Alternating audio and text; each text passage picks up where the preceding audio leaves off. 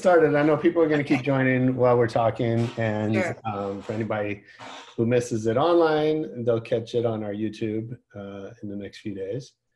But I'm so excited to have you now our third time speaking in front of cameras. Yes. And for anyone who doesn't know our history, we go back 20 plus years. And I count you as a dear, dear friend. And I think we always have really just great conversations. And so it's a joy to be able to share it with people. Yeah. So for anyone who doesn't know Laura, although I'm sure most of you do, Laura is the host of The Only One in the Room, a great podcast, which I happen to be on, but she has many more interesting guests sharing their stories of being the other in all different areas of life.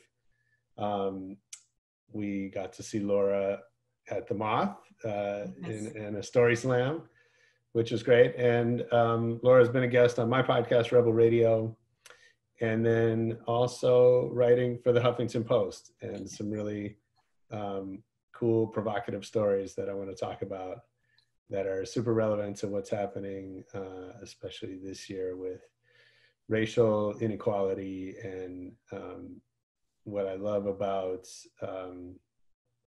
your approach to that is it's very personal.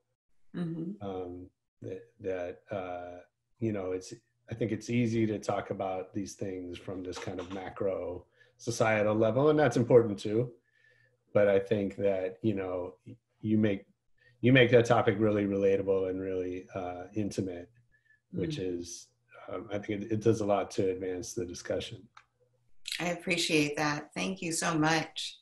Yeah, well, thanks for doing this with me. Oh, thank you for asking me to do it with you. I adore you. And I cherish our long history together. And I love our conversations. And before we started, we were talking about both being from the Bay Area, where we didn't know each other. Yeah. But just, we have so much shared history in this culture, which is just really important to me. It makes for easy conversations. For sure. Yeah.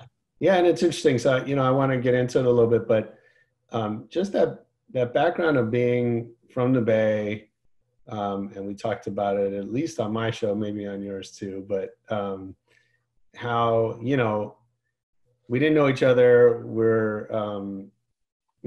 grew up in different parts of the Bay, but there's this sort of shared experience culturally that we have, and especially as it relates to race and ethnicity, that there's this sort of unique environment in the Bay Area.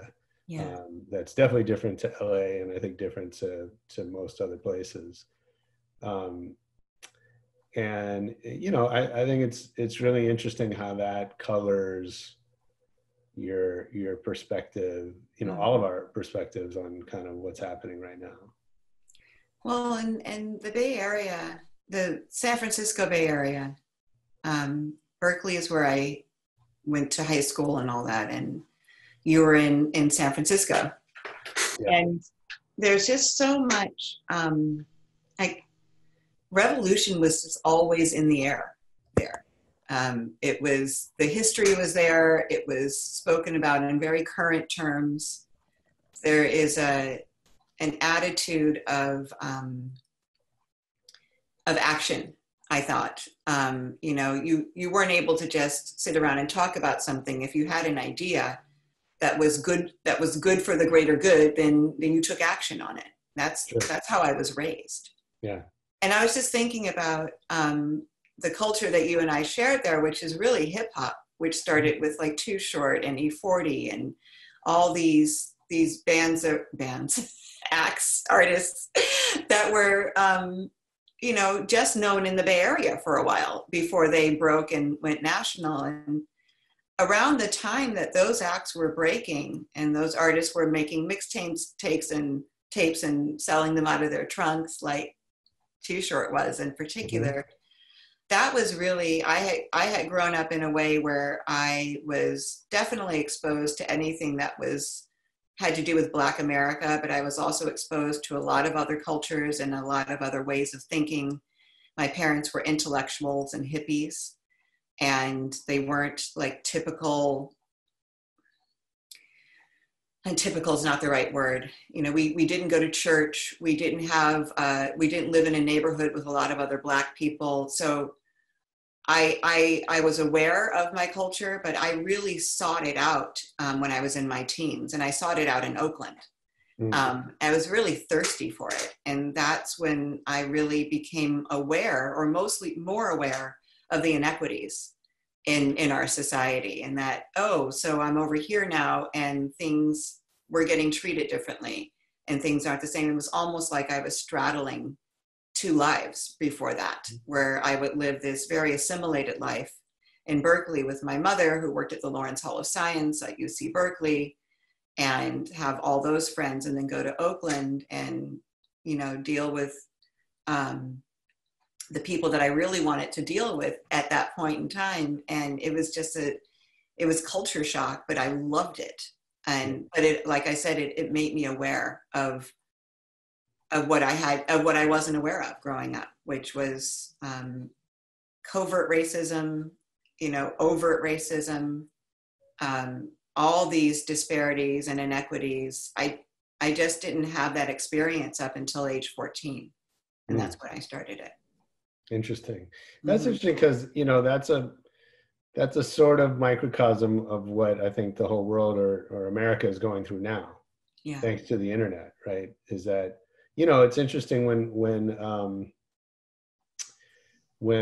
you know, George Floyd was killed, you know, I found myself having conversations with some of my sort of more conservative friends who, you know, you had those like, oh, you know, I support the protesters, but not the rioters kind of thing. Yeah.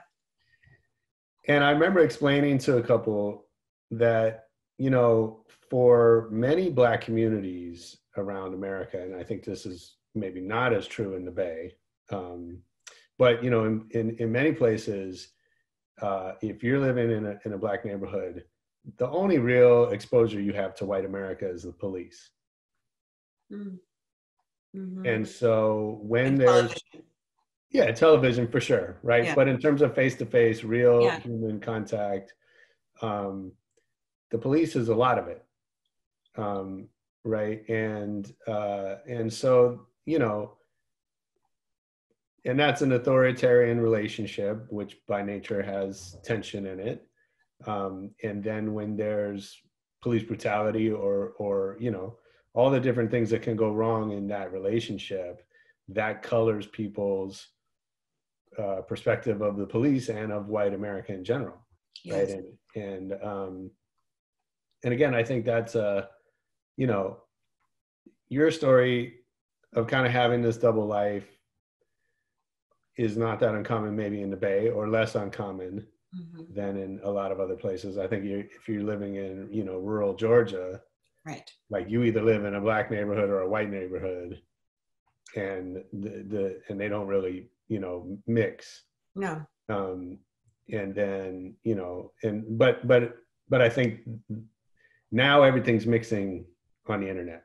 Right. And so we're having this sort of awakening. And I think even, you know, globally outside of the US, you know, I was really heartened to see Black Lives Matter protests in countries that have, you know, hardly any Black people. Yes. Because people are just waking up to injustice, which I think, you know, touches a nerve in us if we're cut that way. Yeah. Yeah, I completely agree. And you know, I have 5 brothers, and one of them lives in rural Georgia. And honestly, and Scott's on this, he'll tell you, Scott was the first white person that he had been in a room with. Yeah. When he came to visit me here, and he really didn't know how to act.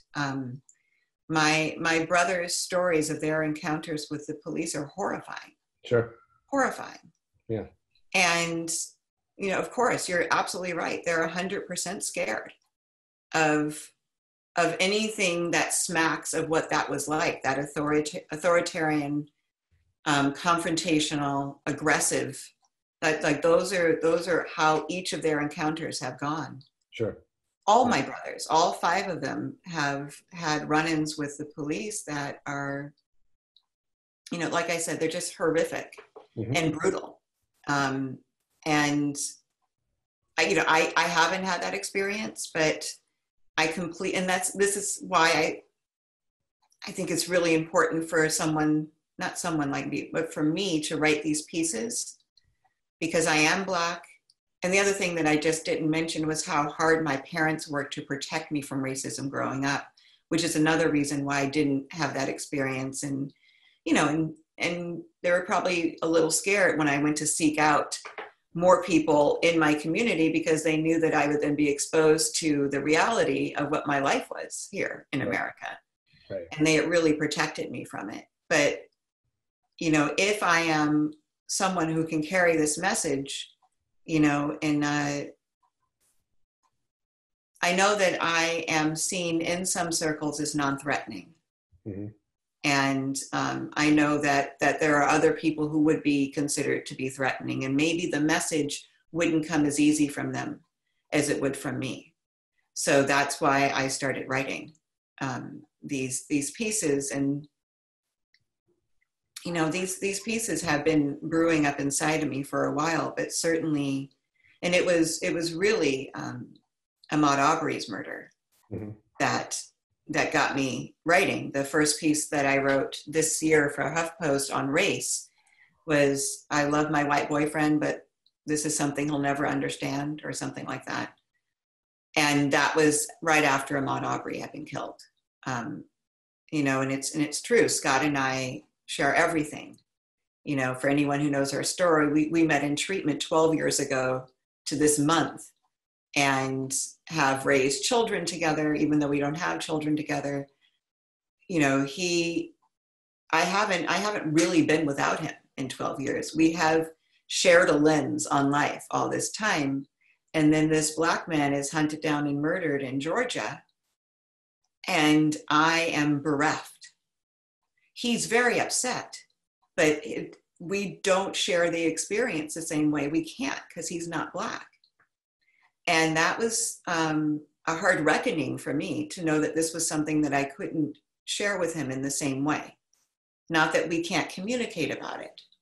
And not that he doesn't understand. I didn't like that headline, actually. The HuffPost put that on. But I think he does understand, but it's still something that we can't share. And I just didn't see anybody writing about that at the time. So I did. Yeah, no, that's great. And that's what I love about your writing, right? Is it's brutally honest. I know you've written about addiction. You've written about,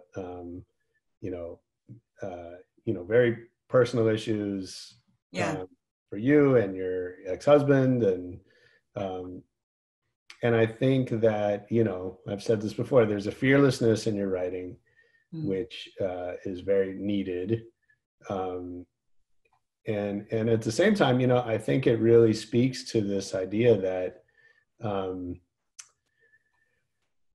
we sort of like float in and out of these different roles, right? And so what I mean by that is, you're a Black woman. You're also a mother of 2 sons who are half Jewish. Mm-hmm. You're also whatever, you have different roles. Yeah, I'm a daughter, I'm a sister, I'm a writer, I'm a board Absolutely. Member. Right. Yeah. Right. And so, but my point is, so in that moment, when you see Ahmaud Arbery's murder, the part of you that associates with being Black gets turned way up. Yes. The right? volume gets loud. Absolutely. And then that presents, I don't know, challenges or not, but changes then in your relationship with Scott, let's say, right? And I think in other environments, different parts of your personality or different roles that you play, have a different balance, and then that relationship is different to each of that. And I think that's such an important insight, I think, for all of us, because, everybody is thinking about their relationship to racial inequality, to Black America, Black Americans, to white privilege, all of that stuff, right? And, I think we want, as humans, or at least as consumers of media, we want these very simple definitions, right? That you're either black or you're not, or you're either, like I got accused of white privilege last year for the first time. And it took me a minute to figure out what the hell he was talking about. And what was it? What happened? Oh, it was, so I went to this, I was at this workshop, speakers workshop, and I was talking to this guy, another participant, and we're having a really nice conversation. And he was like so I'm, we talked about on the phone is my ethnicity is maybe a little ambiguous and not all that relevant, but by some definitions, I'm white. Yes. Although I don't really identify myself that way, but regardless, but I grew up poor, and so I've had this certain experience that, that I identify with. This guy, is black, but grew up affluent and, went to Ivy League school and whatever. And so we're just in conversation, and I mentioned starting a business, and we're talking about we're both entrepreneurs and how hard that is. And he goes, yeah, but it's not that hard for you. Right. And I was like, I didn't know what he was talking about. He's like, yeah, because you're white. And it was in that moment that I saw myself through his lens. Mm-hmm. And whether I agree with it or not is irrelevant, right? Is he had his perspective of me. And so, but my point is, like, there's so much more nuance, right? That when you feel particularly connected to your Black heritage or your skin color, then that's what's really driving who you are at that moment.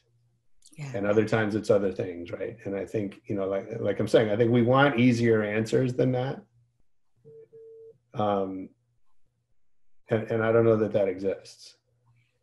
I just think I think you put that so brilliantly. And I think I've been having a hard time articulating that phenomenon that happened and happens when there is social injustice in the way that there has been in the last few months in the world. And, this is not the first time in our history that we've had 4 murders take place. Sure. That, are as upsetting as these. This has happened over and over and over again. This is why, Colin Kaepernick was taking a knee. This is, mm-hmm. There's so many, and I could go through the list, but each time that happens, absolutely the volume of my Blackness does get turned up. And, it supersedes my identity as female, which is the other thing that can also, the volume can get very loud with that. Sure. For the same reasons. Yeah. Through the hashtag Me Too movement, that we get tripped every once in a while too. And sure. even if I try to remain neutral, it would happen. Yeah. Regardless. And what's really interesting to me is that for the first time, so I'll be 56 in a few weeks, and for the first time in my lifetime, I feel like the volume's turned up for white people too. Not to the same level as mine, and not innately as mine is, but I feel like people worked to turn their own volume up so that they could be in touch with what's really going on. Right. This awakening. And I don't even know if I can call it an awakening, because maybe it is, but maybe people will start taking naps again or completely go back to sleep. Yeah. Well, that is a risk for sure. Right. Yeah. Yeah. And I think, well, so I want to touch on something you talked about. So, you mentioned you mentioned Me Too and that, right? And so you have a recent article that says, white women, I'm glad you're showing up. but I'm Yes. not sure that I trust you just yet. Yes. Which is a great piece. And, but, it highlights kind of what you're talking about, right? Is so, in one particular moment, your gender is what maybe sort of defines you or what you identify most with. Mm-hmm. And then later on, something else is driving a division there. Yes. It is. It was a very rude awakening for me to realize that all women were not considered to be equal in that movement, Mm-hmm. in the hashtag Me Too movement. And this was obviously never said out loud. But, I feel like I ended up like in a field of Black women, and we're all looking at each other going, wait, you too, right? Like, they're gone. We don't even know where they're going. Like, it was all of us at once, and then it wasn't. But this phenomenon that happened, after Ahmaud Arbery was killed, which is also after Breonna Taylor was killed, but I didn't know about her murder at this point. That came up a little bit later for me, where white women felt very aggressively helpful for a while. And it was really difficult for me to receive this insistence on being a part of something that they had never been a part of in my estimation before. Mm-hmm. And in that article I reference what happened in 92, Rodney King, Mm-hmm. the verdict, Yeah. where I was defending myself. I lived in Los Angeles then. I was defending myself everywhere as to why this was so painful and egregious for us. And I was dismissed at every turn. There were one or two people, and I say that in the article, there were certainly a few exceptions, but for the most part, people were not willing to see my thoughts or my feelings or hear that as any way other than a complaint. Mm-hmm. And so I felt very abandoned in that, which is a very strange thing to feel as an adult. Yeah. But I did. And so then this time, when we're all on this wagon together, I am suspicious of motives, of sustainability. And it also feels, like I said, it feels abrasive to have somebody taking up a cause with you when, and that's not right. That's not the right word either. Because a lot of the burden was me needing to explain again why this was important. Yeah. And, I was just exhausted. I was exhausted by that time. I was grieving. I was hurt. We were in this pandemic, so mm-hmm. everything was heightened. Sure. And it was really difficult to go through social media and see post after post after post, and not at all connect with the people that were doing the posting with regard to what felt like then our movement or our cause. So can we get a little prescriptive right now? Yeah. And what should people do? Because I have this feeling like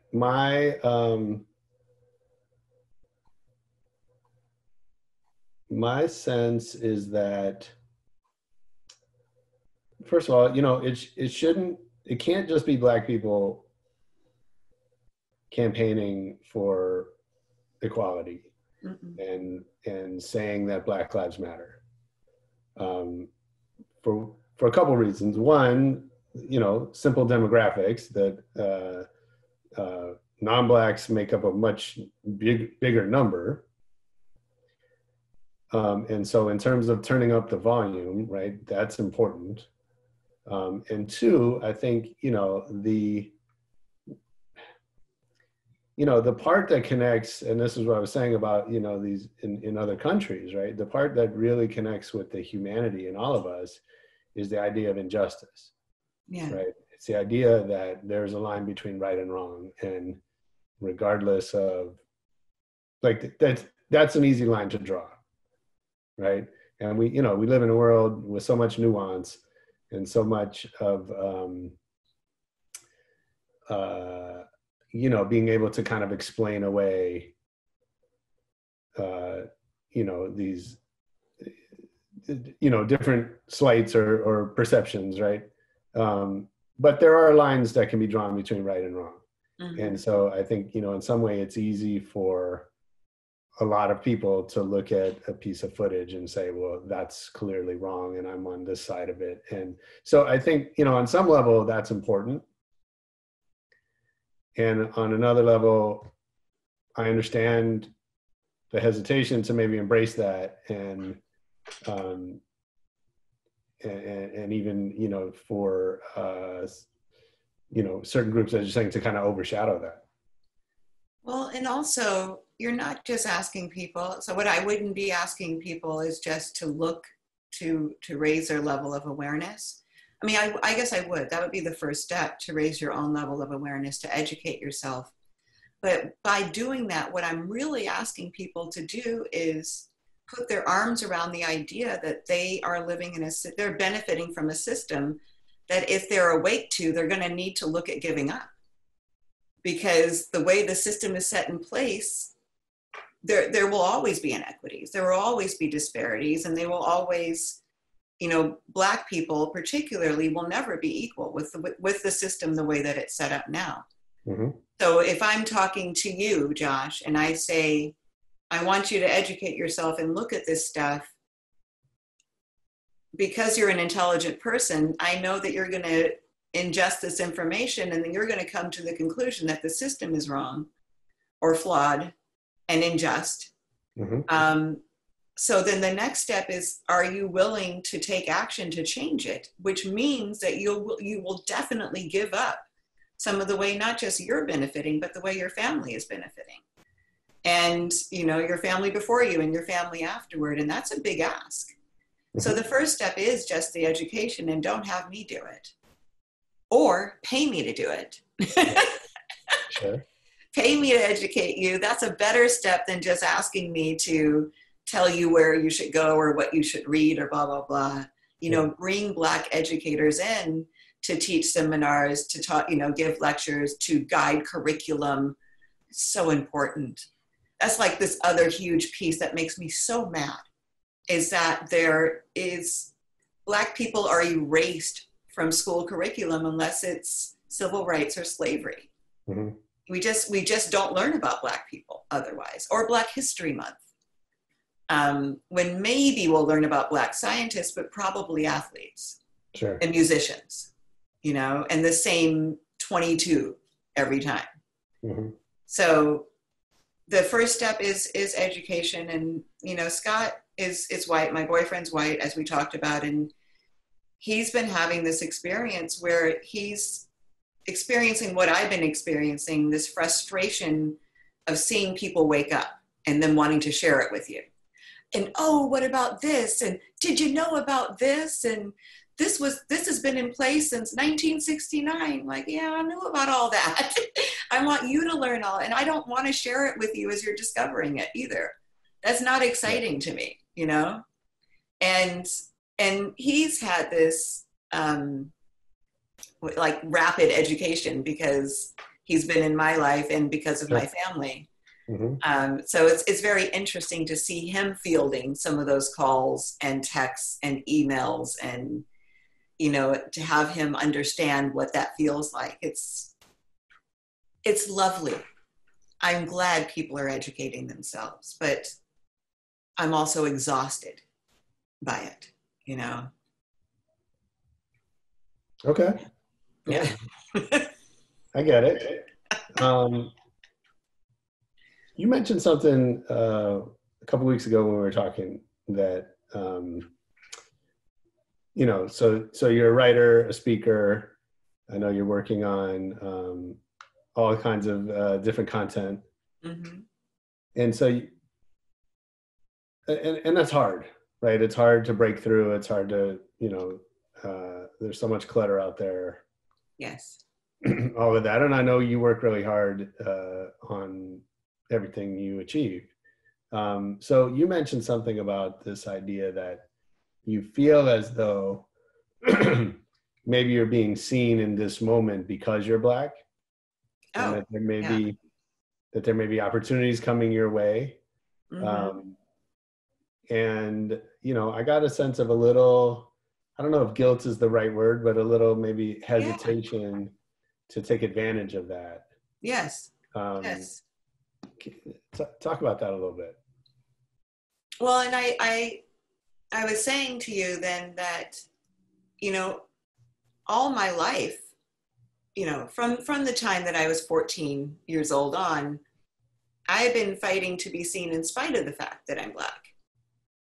Fighting for that value in spite of the fact that I'm Black. Can I be the best blank, regardless of the fact that I'm Black, whatever that might be? And, I had to get beyond that Black barrier in order to get in anywhere. Or that's what it felt like. Sure. And now, circa pandemic 2020 time, I am a hot commodity because I'm Black. Very strange feeling. And I am trying to capitalize on it because I think that Black people are the most empowered that they've ever been in history right now. Yeah. And there are more opportunities for us than there have ever been right now. But I still emotionally am having a hard time kind of shuffling into that acceptance place of that, because it does feel like I still want it to be a meritocracy. I still want to get these opportunities because I'm the best person, because I've earned them.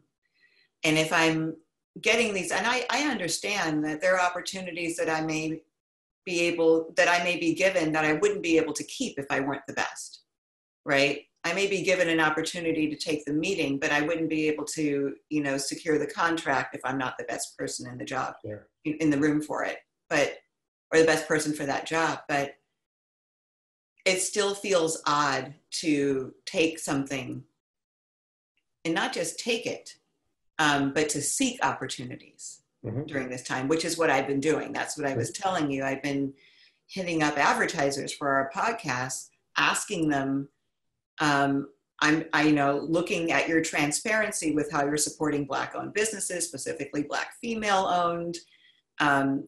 I'd like to present the only one in the room for you to, check out. This is led by me.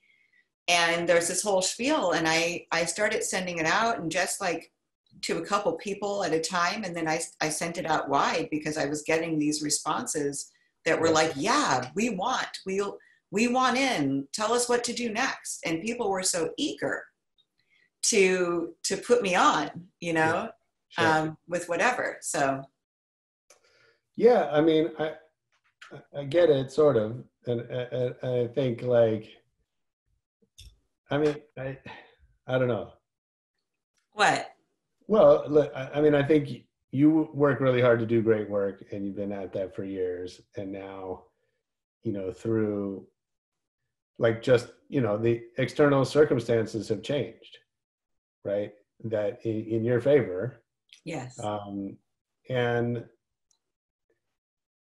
I don't want to sound insensitive, but get yours.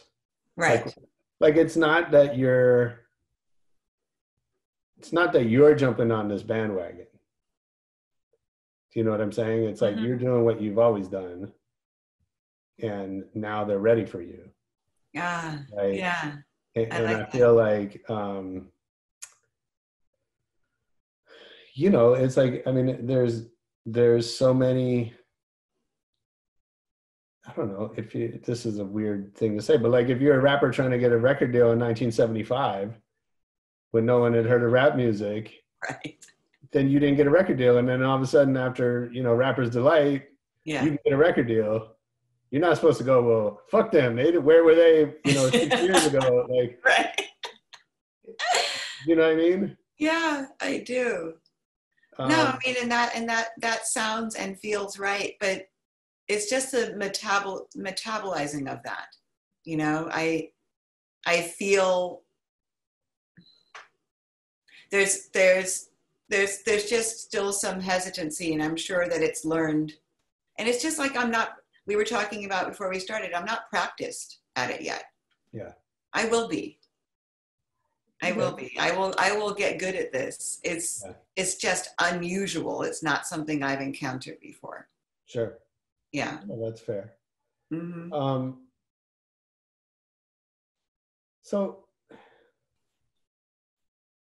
what are you hoping comes out of this moment? If you look a year or two from now, what's changed if things go the way you want them to? I hope we have a different administration. Sure. I hope we're in a democracy. That would be a change. I hope that there are policies and laws put in place to protect Black people and all people of color from police brutality, from overt police brutality. I hope that there is more care and intention put into the way that people are tried in this country, that how people are treated once they're arrested, how long they're held in jail before their trials, what it looks like for people who don't have bail money. I hope our prison systems look different.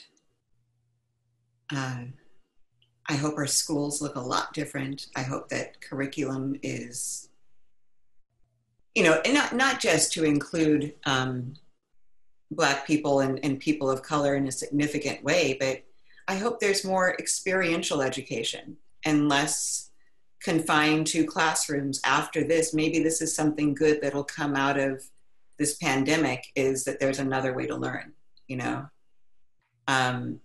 that is more productive for us. Sure. And what else do I hope for? I hope my sons are continuing to seek and be received in their opportunity, all the opportunities that are available for people like them now, for young men in their 20s. I hope that they continue to seek them out and that they are able to take advantage of them, and maybe benefit from the fact that there could be a shift in society where maybe they would be the 10th or 12th candidate considered. Maybe they're at the top because they're Black. That would be dope, And, I hope that, that I don't have to continue to refer to myself as a Black podcaster and a Black writer. Although, not to say that I'm not proud of those two things, that I would like not to be referred to that way because I have any shame about being Black at all. I love being Black. But I think it's time for us to be seen just as what we are, without the race location always being added for Black people. And now more people are being aware of adding a race location for other people, but maybe we can just do away with race locators altogether and talk about this amazing writer podcaster that I heard who talks about this subject matter.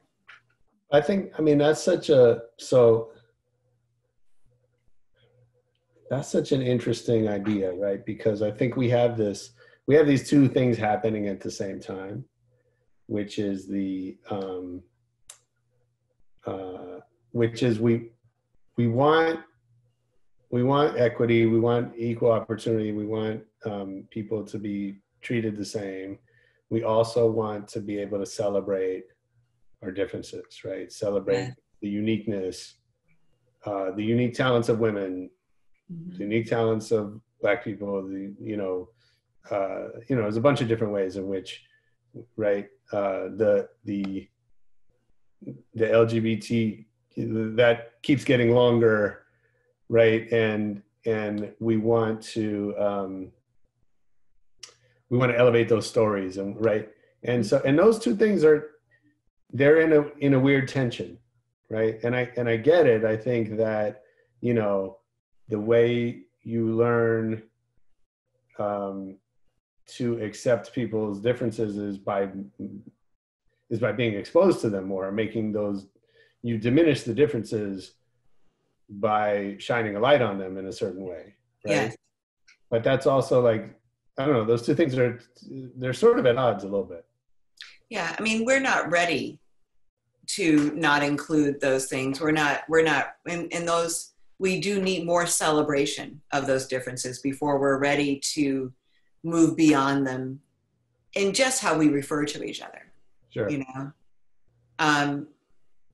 It is surprising to me when I am introduced to somebody and they're seeing me for the first time and I realize they didn't know I was Black. Most people, there's every time, Josh, someone says, you've got to meet so-and-so.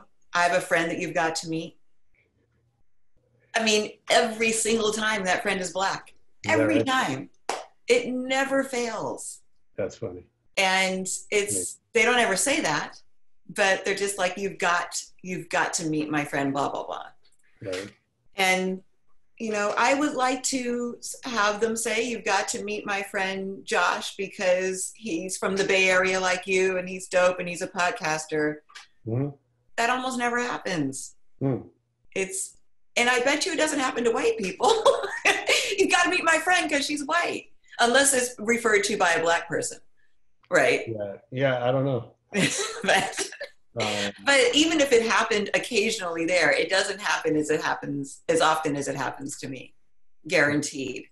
Sure. So yes, we need to celebrate these differences. Absolutely.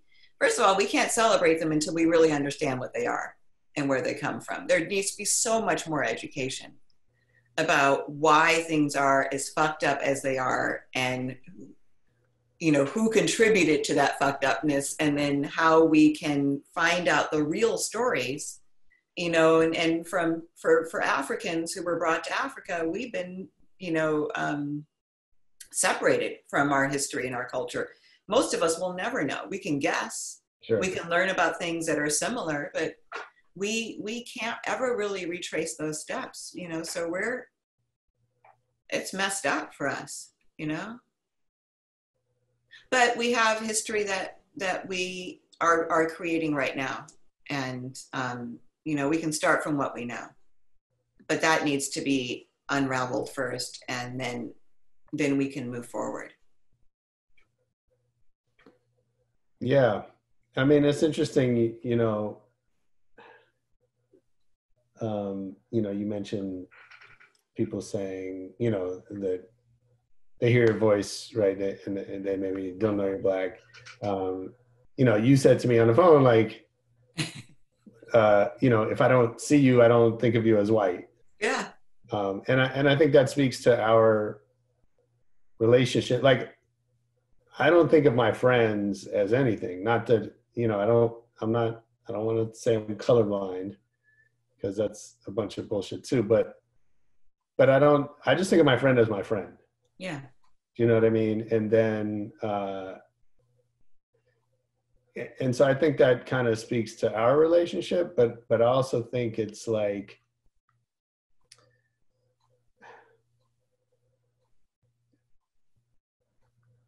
I don't know. I think there's what I wonder is, for us as society, what's the process of getting to that point? Right? Or how do we approach that? Well, Scotty always says, because his father was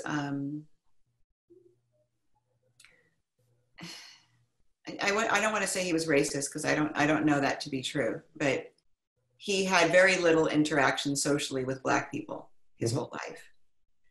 And, you know, I met him on his deathbed.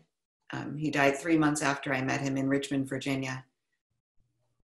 And he fell in love with me, right? Because Scotty loved me, and it was just the way that it was. So Scotty always says the way to change that, the way to get to the place where you and I are, is for someone to bring home someone they love into a different environment and say, this is so-and-so.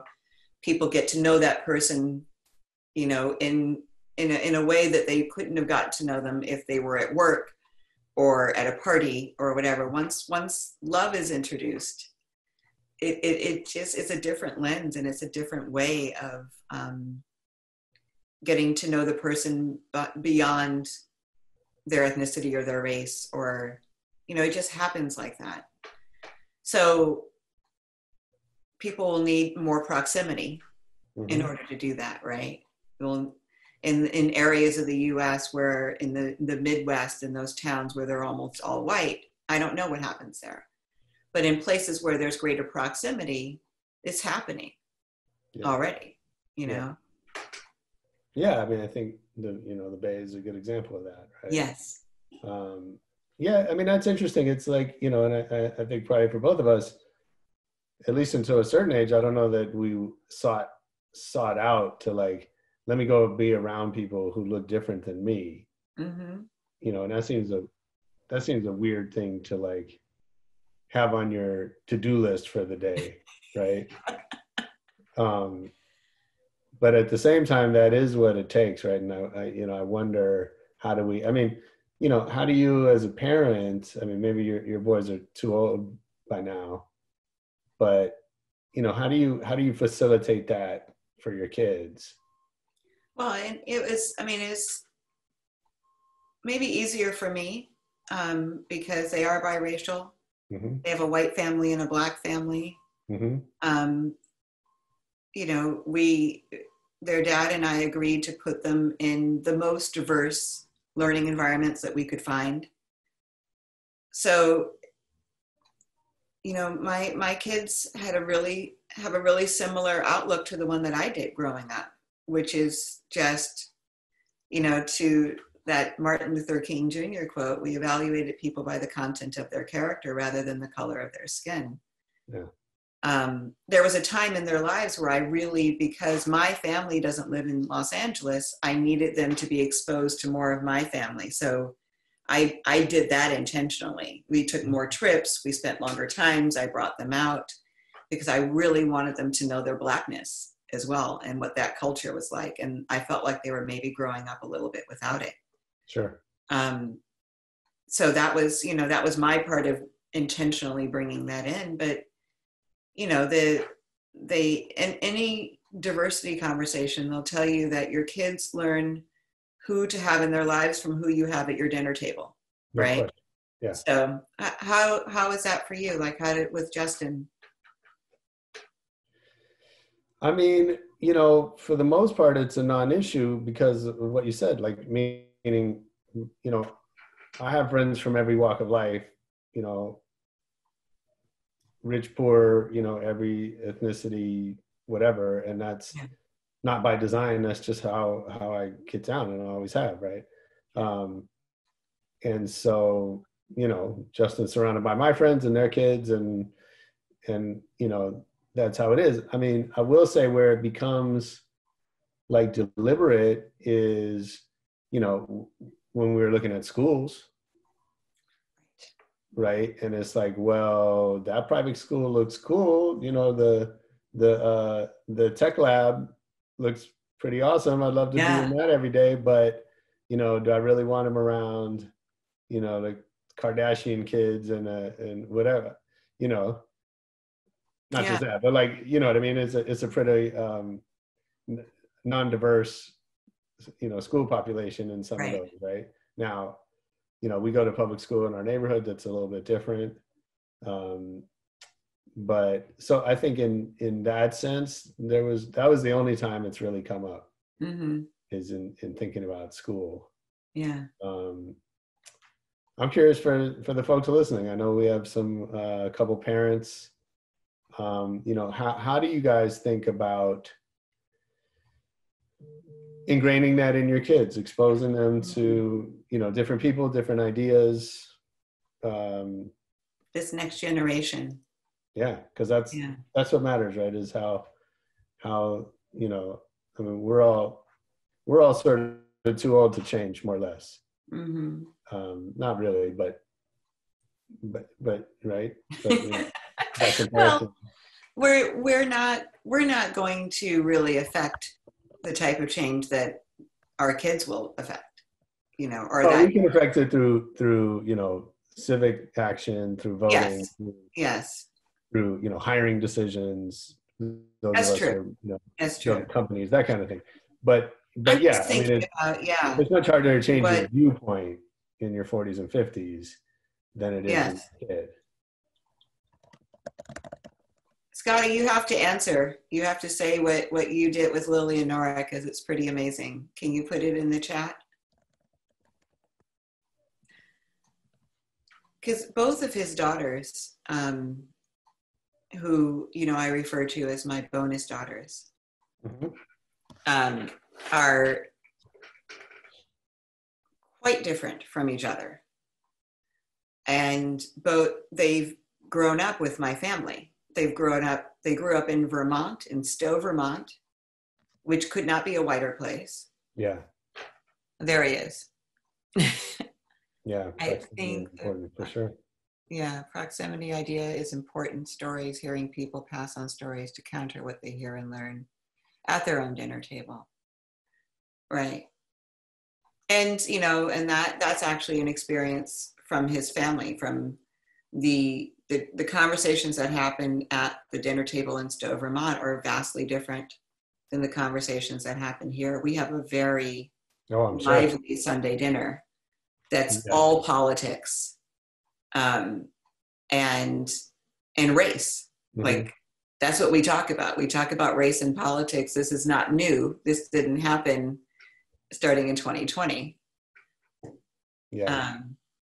It's always been like that. And, that's something else that Black people talk about race all the time.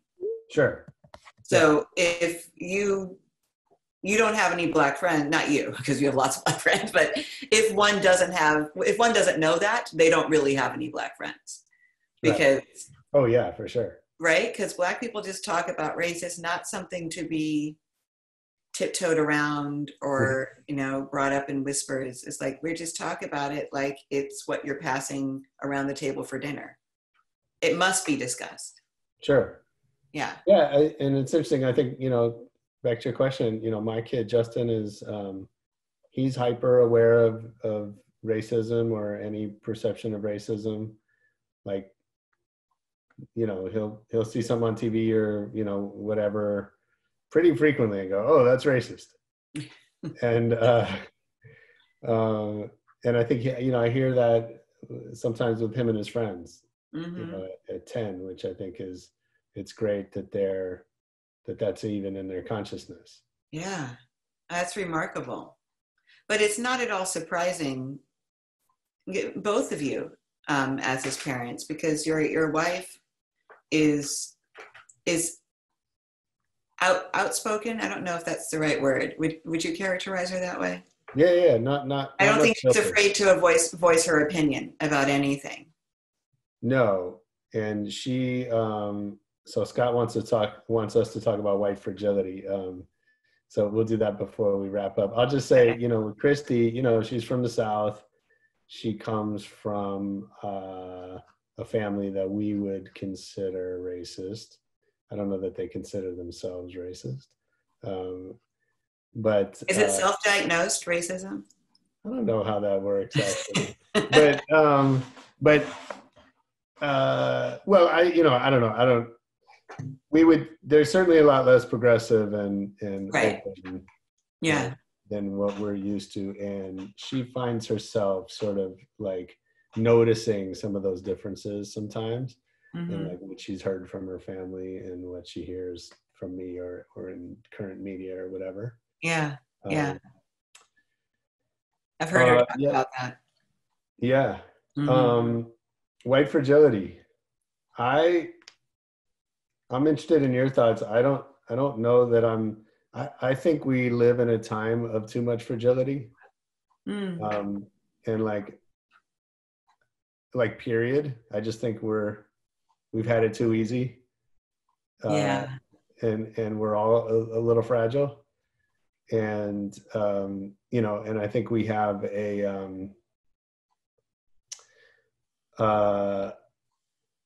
like I'm all for the cultural shifts that are happening right now, and the change. You know, I'm also resistant to this idea that no one should ever be offended. Mm. And like I just think whether you're offended or not is not the issue. Yeah. That Yeah. there's a right and wrong, and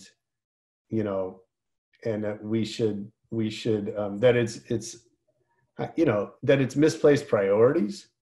Like, sure, it would be nice if all of us could walk through life never being offended. Right. But and I was having this conversation with somebody about the Aunt Jemima bottle. Mm. And I was like,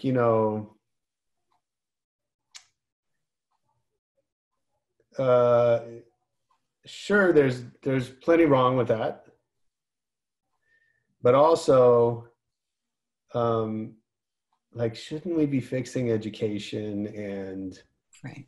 and job opportunities and our prison system and all that? Mm. Right. And it doesn't mean like, okay, well, let's just have racist pancakes all the time. And like, no, of course not. But is that the thing that deserves the outrage? Yeah. Right. And that's not even the go. The one I was arguing with someone about was I guess Band-Aid is coming out with black skin tone. They did. Bandages. And it's like, well, okay, you may disagree. Like, I think that's stupid. I think there are not white skin tone Band-Aids. They're right. Like Well, there it's pink. They actually sort of match my skin tone. Yeah. But I'm really dark. Yeah. And like most people, and so that's just I just find that a huge distraction. Right. Right. Like, first of all, like what, there are as many shades of black skin as there are of white skin. And like that, there are so many skin tone shades Mm-hmm. that's a silly thing. And like, why do we need representation in our bandages? My point is, like, on the list of priorities, I don't see how that makes the first page. Do you feel like it's a little bit of a sleight of hand? Like, look over here, we're going to fix these things. And meanwhile, these things No, I think it's self-inflicted. I think that we are in this era of outrage. Yeah. And we look for things and we find them because they exist, right? I'm not saying, but I'm saying, like, I don't think there's a conspiracy to like distract us from those things, because I think we do it to ourselves. Yeah. Yeah. Right? And so I agree with you. I do. I think that, if I had a choice of 6 things to fix in our society, Uncle Ben's, Aunt Jemima's, and Band-Aids would not be 3 of them. Right. They're not what's wrong. They're an indication. Uncle Ben and Aunt Jemima are they're ridiculously, it's the idea that those still exist with those images. And I know they gave up the head wrap and gave her like whatever but anyway. Right. But no, I agree, and obviously I'm not defending the. Yeah, no, but I was mildly pleased to see that those accommodations were being made, but I'm still waiting for the real stuff. The hard work. Adding skin colors to Band-Aids is not difficult. Right. And that's my point, right? Yeah. Like, I think there's a, you know, there's, what is it? I heard this quote that's like, you know, we lose when we focus on the things that are not important, we lose the opportunity to focus on the things that are important. Yeah. Right. Yeah. And so there's this other idea, which I don't think works, which is that like small changes lead to big changes, and that incrementalism. And I think that's true in certain things. Yeah. But not in this, where there's this resistance to change. Scott says, like, New York Times capitalizing Black. Yeah, Yeah. like I could not find that less important. See, I thought that was very important, but it's. I think it's fine. But like, it's a good example of what you're talking about. How about this? Do it and don't tell anyone. Mm. Do you know what I mean? Like. Right. You know, but like, but when we think, you know, we, as you know, you said earlier, we have these big systemic issues, education, you know, income inequality, and these are, you know, these transcend race in a lot of ways, although race, you know, plays a factor, right? But the prison system, social justice, you know, access to social services, these are big issues. Mm-hmm. And we're never going to get to those when we're worried about punctuation and, frankly, pronouns and like all the stuff that I'm not opposed to. But you know, but when we're addressing all these little symptoms, we're trying to make sure no one's offended. Right. And then and no one is saying, and here's my issue. No one's saying, yeah, let's get those things out of the way so we can work on the really big stuff. Right. They're just saying, oh, you guys are upset. Yeah. Oh, you guys are upset? Well, okay, here, pick your pronouns and Yes. the bathroom you want to use, right? Like, and there are much bigger issues. And I would love to see a world where we focus on the big stuff first. Mm-hmm. Do we have more time? No, but yeah, sure. I was going to say the last thing I'll say about white fragility. Oh yeah, please, because for me is that. So I said Black people talk about race all the time. Very often that makes white people uncomfortable. Mm. When it does, there's a response that's expected from me. That for me is white fragility. When I'm expected to deal with your discomfort when we talk about race, that's the fragile part that makes me crazy. And that's, you know, I haven't read that whole book, but I read bits and pieces of it, and it seems to be mainly what she's addressing is how not to do that. Mm-hmm. You know, most people are so scared of, like you said, being uncomfortable. People are really scared of discomfort. Right. And for a long time, I was scared of making people uncomfortable while talking about race. It felt like it was the kinder thing to do. Mm. You know, if my discussing how I really felt about something that was happening was going to make you uncomfortable, then I was going to have those conversations with people who wouldn't be made uncomfortable. But now I don't care. You know, if it's appropriate, I'm going to bring it up regardless of the circumstances and regardless of your comfort level. And then how you deal with that is how you deal with that. But that fragility piece, people who came back to me apologizing or trying to fix it or, you know, trying to defend it. Those are the fragility issues that I can't, that I won't deal with anymore. Sure. Yeah. So maybe leave us on this. Is it really that you don't care, or is that because again, you are putting yourself out there, not just on the issue of race, but that's part of it, right? But you're putting yourself out there to discuss uncomfortable issues. I would say that's your brand. Yeah. First and foremost, right? Mm-hmm. And so, is it that you don't care, or is it there's something bigger that's calling you to that? Like, is it? I mean, that I don't care what, I'm sorry, that I don't care about what? About making people uncomfortable? Oh, Or is it that there's something more important than that? I see what you mean. I mean, yes, I think it is important to make people uncomfortable in order to affect change. Yeah. It's not going to happen unless people are uncomfortable. Yeah. But there are people that in the past I would have chosen not to make uncomfortable because I wanted to either protect them, but it was really protecting myself from their discomfort. And that way it's selfish, right? Yeah. Because it's really not about them, it's about me. But I do care very much what happens, but I don't care to deal with the result of other people's discomfort in the same way that I used to. How's that? Love it. Good. Love it. Well, everyone should listen to The Only One in the Room. Please. Excited to hear what you've got coming up next. Yeah. And Oh, we have a really good one coming up next. This is Antonio Harvey on Tuesday. He is the only Black cannabis producer in the room. oh, wow. Yeah, and we talk about the war on drugs and how that led up to where he is now. And he's a former NBA player. Oh, cool.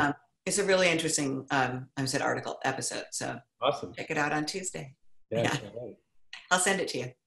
Thanks. Well, thanks so much, Laura. Yeah, thank you, Josh. This is so good. And we'll talk to you next time. Yes. All right. All right. Take care.